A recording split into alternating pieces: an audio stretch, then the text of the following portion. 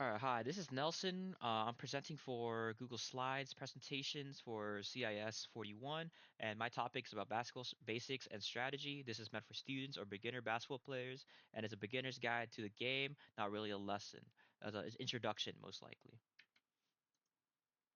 So to start, it's basketball was invented by Dr. James Naismith in 1891. It started with a soccer ball and peach baskets. You can see the picture on the right where he has holding a soccer ball and a peach basket. You're basically tossing the ball into the basket. It's now played by millions around the world and is now evolved into a great franchise, a big money-making franchise as well, and televised every day. So the goal of basketball is to score by shooting into the opponent's hoop.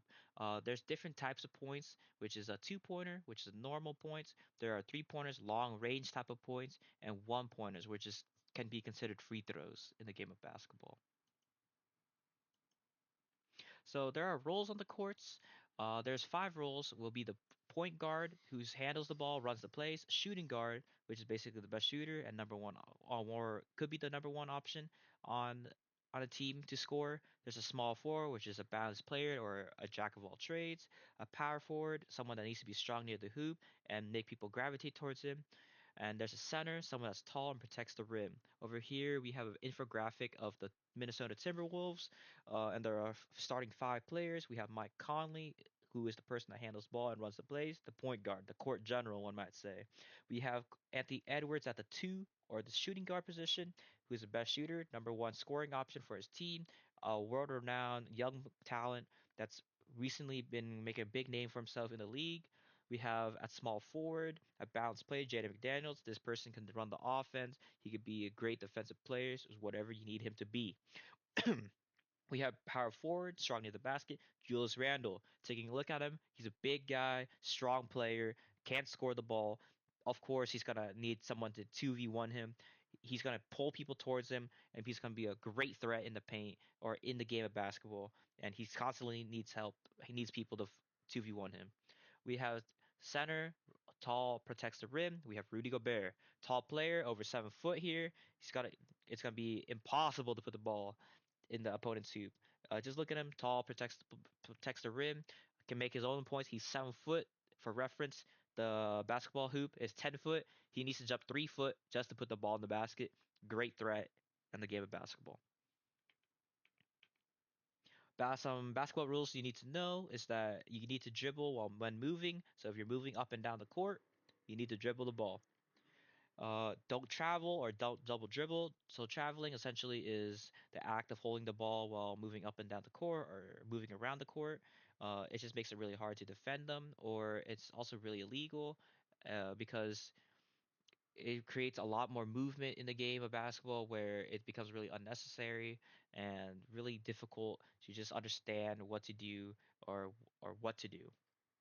Double dribbles is kind of similar to traveling, but this time you dribble the ball, you hold the ball, and then you dribble the ball.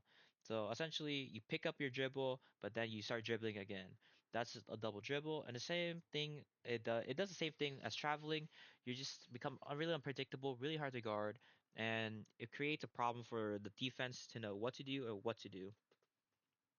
Lastly, there's a shot clock and personal fouls. Essentially, these things are there to implement to keep the game running. Shot clock gives opportunities for both teams to play offense. Essentially, it gives a timer of how long the ball can be in a single team's hands. And for personal fouls, it just keeps the integrity of the game, so no one's punching each other, no one's kicking each other when they're making points, and it creates opportunities for the other team to actually get some points with some integrity. Some essential skills that I would like to note for basketball would be dribbling, shooting, passing, and defense. So over here we have Kyrie Irving dribbling the ball up and down the court, making a basket, dribbling the ball with skill. It takes a lot of work, and a lot of people work on it every day. Shooting the ball, we all know Stephen Curry, the best shooter of all time. He's shooting the ball towards the basket. He's behind the line. This is a three-pointer. It's one of the main ways to score in the game of basketball, and shooting's a necessity for all players. Passing the ball, this creates offensive availability for your teammates, not just for yourself. It creates it gives everyone an opportunity on your team to get a point, and then it just also gives you a way to get points for your team when you're getting double team, as Nikola Jokic is over here. Lastly, defense. Essentially, it's just the act of stopping the other team from getting points, but helping your team getting the points, right? So we see LeBron James over here blocking a layup from the enemy team, Andre Iguodala, stopping the enemy team from getting a point. So in basketball, you need to play smart. Communication is key. You can run plays like the pick and roll, and there's also team defense, zone, or man to man. Essentially, you need to talk on offense and defense, create strategies with your teammates to get points and stop the enemy team from getting points. You could run plays like the pick and roll. Essentially, these are just set strategies to help your team get points. We see here in the picture that a teammate is blocking Kevin Durant's defender so that they both could run at the hoop and they both had an opportunity to score the ball. So there's team defense. Certain strategies for defense is like zone. You could control part of the courts, or versus man to man where everyone's on a single person. So you get him, you get him, you get him. Essentially, everyone has a person, and you just stick to that person.